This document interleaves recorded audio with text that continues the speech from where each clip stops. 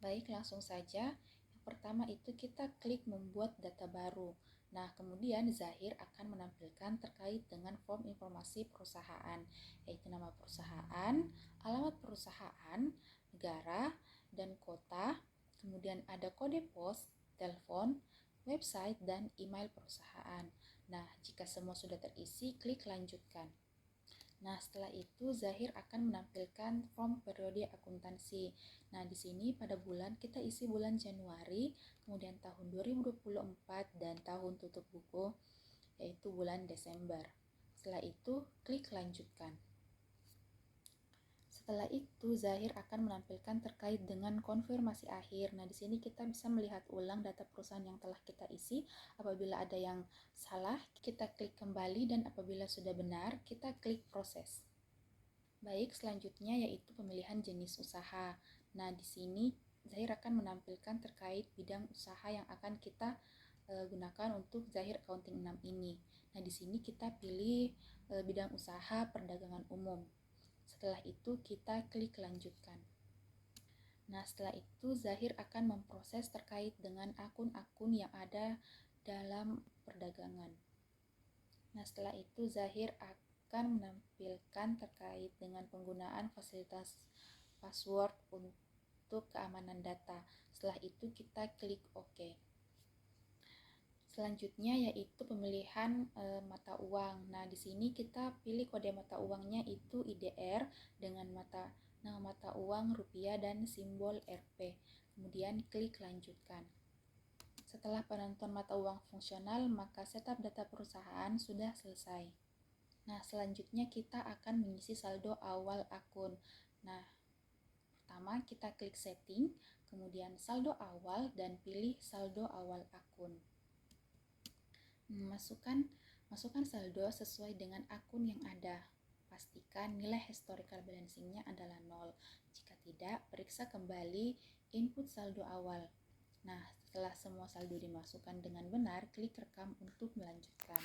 Nah, proses ini sangat penting untuk memastikan bahwa data keuangan tercatat dengan benar. Baik, selanjutnya yaitu setup data customer. Pertama-tama kita klik modul data-data, kemudian data nama alamat, kemudian tambah data, masukkan ID customer dan nama perusahaan.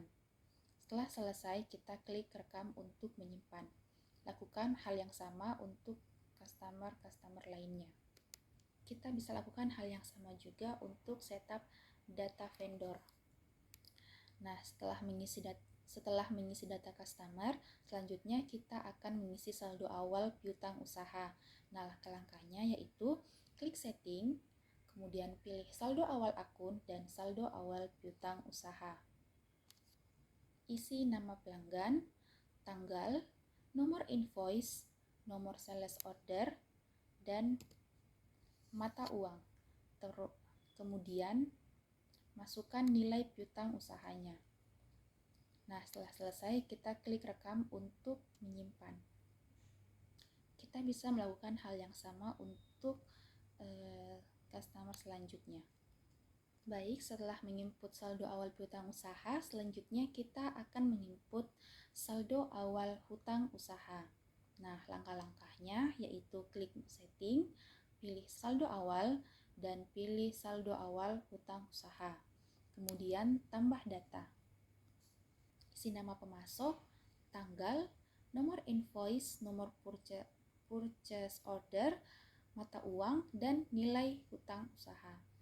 Setelah semua terisi, klik rekam untuk menyimpan.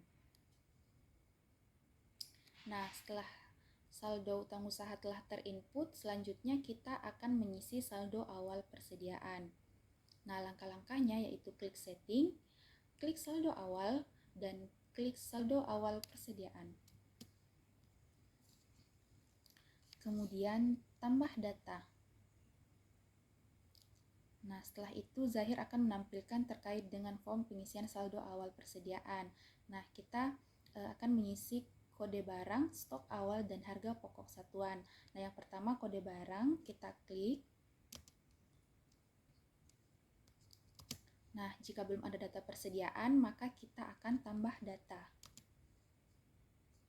Nah, di sini Zahir akan menampilkan form terkait data barang atau persediaan. Selanjutnya kita akan mengisi kode barang dan deskripsi barang. Nah, setelah selesai kita klik rekam untuk menyimpan. Nah, setelah selesai Zahir akan kembali pada pengisian saldo awal persediaan. Nah, di sini kita bisa masukkan stok awal persediaan dan harga pokok satuan. Nah, setelah semua terisi, klik rekam untuk menyimpan. Lakukan hal yang sama untuk mengisi saldo awal persediaan lainnya. Nah, baik, setelah semua sudah selesai, selanjutnya kita akan masuk pada penginputan transaksi. Nah, pada transaksi pertama, pada tanggal 5 Januari 2025 dibayar biaya cek poster sebesar Rp250.000 kepada CV Trimega secara tunai. Nah, untuk mencatat transaksi ini pada Zahir Accounting, berikut langkah-langkahnya. Yang pertama, klik modul kas dan bank, kemudian tambah data, kemudian masukkan akun kas, yaitu kas, kemudian tambah penerimanya. Jika belum ada nama penerimanya, kita tambah data, kemudian masukkan CV Trimega. Kemudian rekam untuk menyimpan. Pilih CV Trimega, kemudian klik OK. Selanjutnya, sesuaikan tanggal transaksi dan nominal pembayaran. Masukkan memo yaitu pengeluaran CV Trimega biaya cetak poster. Nah, setelah itu masukkan kode akun yang sesuai, yaitu biaya iklan dan promosi. Nah, setelah masukkan nama akunnya, kita akan masukkan nilainya ya sebesar Rp250.000. Kemudian klik rekam untuk menyimpan. Selanjutnya, transaksi kedua yaitu pada tanggal 7 Januari 2025 diterima pembayaran dari PT Yes atas piutang sebesar Rp1.750.000 secara tunai. Nah, untuk mencatat transaksinya, berikut langkah-langkahnya. Yang pertama, klik modul penjualan, lalu pilih pembayaran piutang usaha. Nah, setelah itu Zahir akan menampilkan form terkait pembayaran piutang. Nah, pilih akun kas, kemudian kita pilih penerimaan piutang dari PT Yes. Setelah itu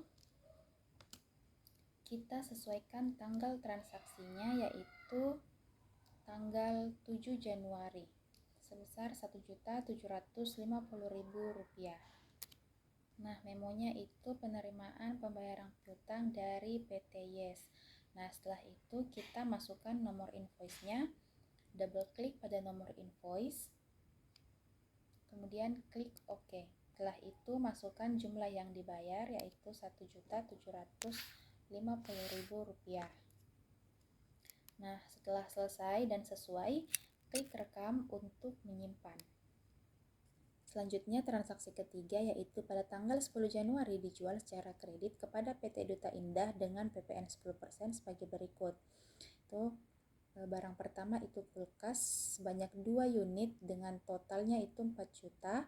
Kemudian ada 3 unit TV 30 inci senilai 4.500.000 dan 2 unit rice cooker senilai 2 juta. Nah, untuk mencatat transaksi ini, langkah-langkahnya sebagai berikut. Pertama, klik modul penjualan, lalu pilih invoice penjualan. Selanjutnya, tambah data. Nah, di sini Zahir akan menampilkan terkait dengan form penjualan. Masukkan nama pelanggan. Setelah itu, sesuaikan tanggal fakturnya, yaitu tanggal 10 Januari. Selanjutnya yaitu pengisian pada nomor barang. Double klik pada nomor barang dan kemudian pilih barang yang akan diinput. Setelah itu masukkan jumlah unitnya, yaitu 2 unit, kemudian harga jual, dan jangan lupa untuk memasukkan pajaknya. Lakukan hal yang sama pada barang-barang selanjutnya. Nah, setelah semuanya selesai dan sudah sesuai, klik rekam untuk menyimpan. Nah, selanjutnya transaksi keempat yaitu pada tanggal 15 Januari dibayar tunai sebesar Rp500.000 untuk biaya listrik. Nah, untuk mencatat transaksinya, pertama-tama klik modul kas dan bank, lalu pilih kas keluar. Setelah itu tambah data, Zahir akan menampilkan form kas keluar. Pada akun kas, pilih kas, lalu pilih penerimanya. Setelah itu sesuaikan tanggal transaksinya dan masukkan nominalnya sebesar Rp500.000. Nah, setelah itu double klik pada kode akun dan masukkan akun yang terkait, yaitu beban listrik.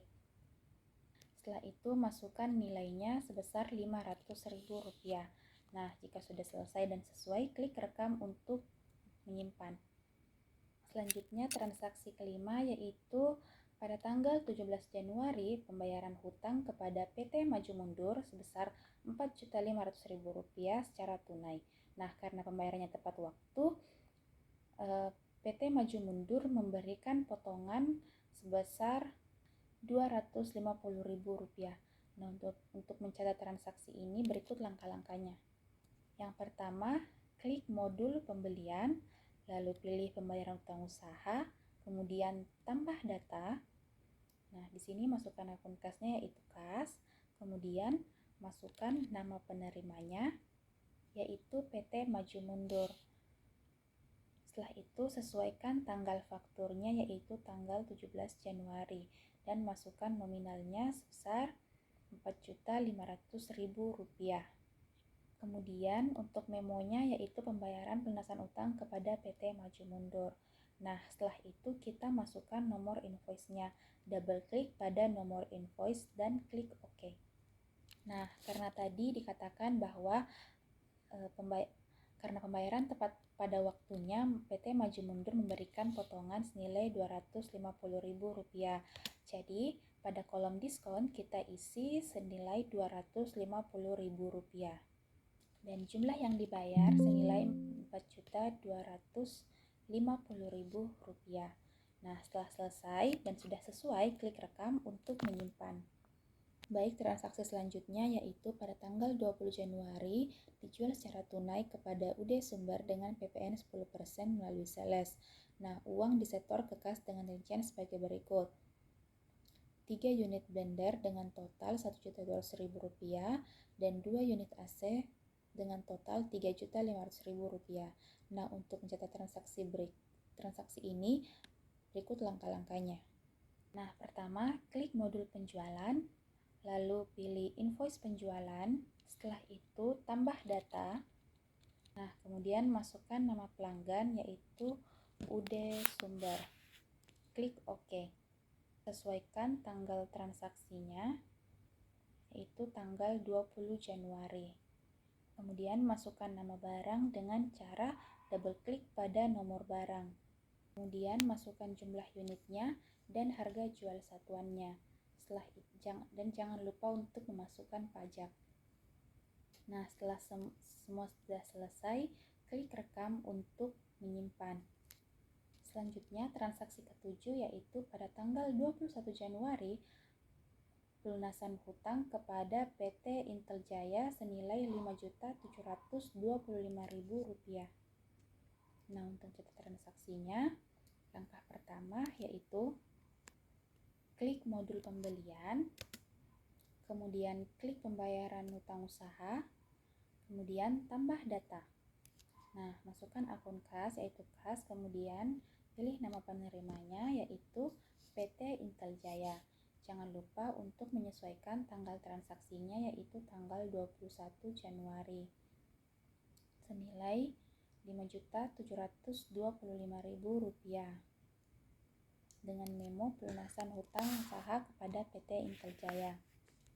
Nah, setelah itu kita masukkan nomor invoice-nya, double klik pada nomor invoice, kemudian klik OK. Nah, baik, selanjutnya yaitu transaksi terakhir.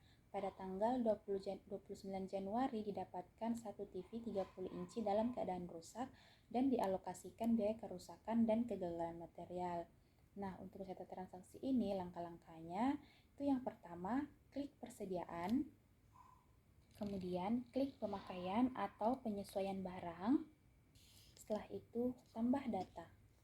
Sesuaikan tanggal transaksinya yaitu tanggal 29 Januari. Dengan keterangan penyesuaian barang, kemudian masukkan kode barangnya yaitu dengan cara double klik pada kode barang, lalu pilih TV 30 inci, kemudian klik OK. Nah, setelah itu masukkan jumlahnya yaitu -1 karena didapatkan 1 TV 30 inci dalam keadaan rusak. Kemudian masukkan akun yang sesuai dengan cara double klik pada akun. Kemudian masukkan akun yang sesuai lalu klik OK. Nah, setelah semua sudah terisi, klik rekam untuk menyimpan. Nah, itulah tadi tata cara atau tutorial penggunaan Zahir Accounting 6 mulai dari pembuatan data perusahaan hingga mencatat transaksi. Semoga dengan video tutorial ini bisa bermanfaat dan dapat mempermudah teman-teman untuk menggunakan aplikasi software Zahir Accounting 6. Sekian dan terima kasih.